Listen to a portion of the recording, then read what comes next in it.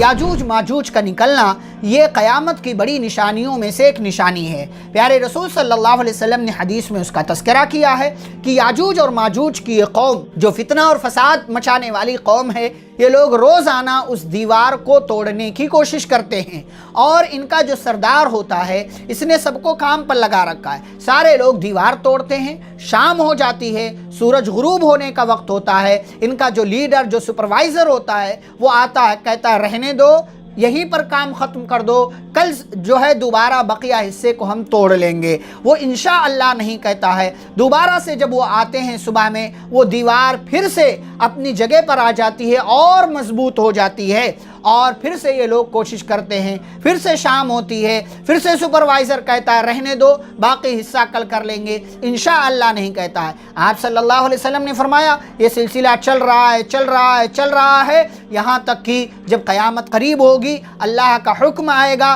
और उस दिन सुपरवाइज़र आएगा और कहेगा रहने दो, बकिया हिस्सा हम कल सुबह इंशा अल्लाह तोड़ लेंगे। तो दोबारा दूसरे दिन आएंगे तो दीवार को पहली हालत पर, यानी जो जिस हालत पर छोड़ कर गए थे उसी हालत पर पाएंगे और बकिया हिस्सा तोड़कर इनकी पूरी कौम निकल जाएगी।